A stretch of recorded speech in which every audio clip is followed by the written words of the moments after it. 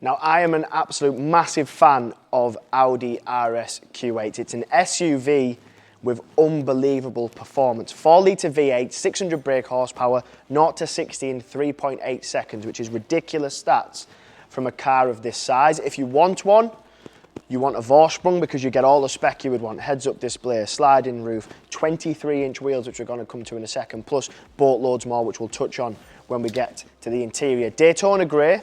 It's a 22 plate, done 30,000 miles with full Audi service history. So another thing you want, if you're in the market for a performance SUV, is you want good service history. You want something that's been maintained, looked after, and has all the spec to match, and this is exactly that. Daytona grey is the paint, which is a pearlescent, and then you have all the gloss black styling, the badges around the honeycomb grille, everything with it being a Vorsprung. When I unlock the car, you get the first glimpse of the matrix LEDs, unbelievable lighting system.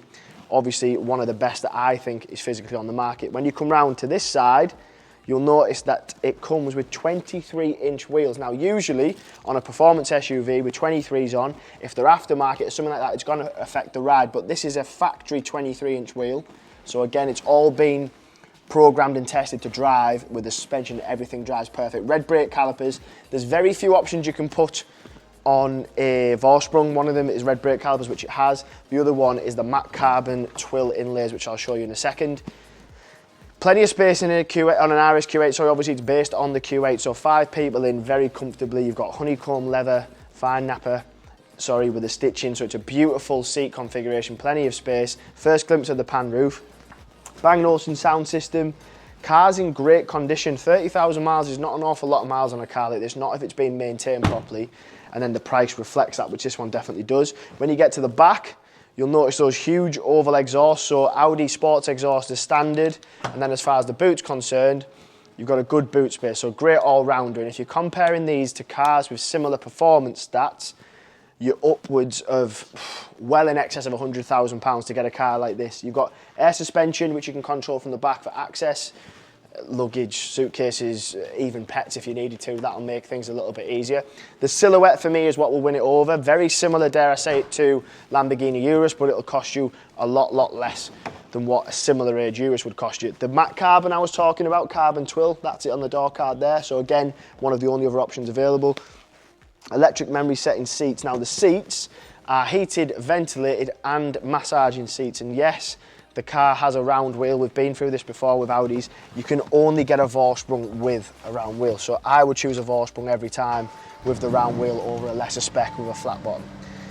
Virtual cockpit plus, heads-up display with traffic sign recognition. You've got absolutely everything going on in here. Power meters, torque meters, boost meters, everything. You've got a couple of different RS modes, which will affect things like throttle response, power output, sound.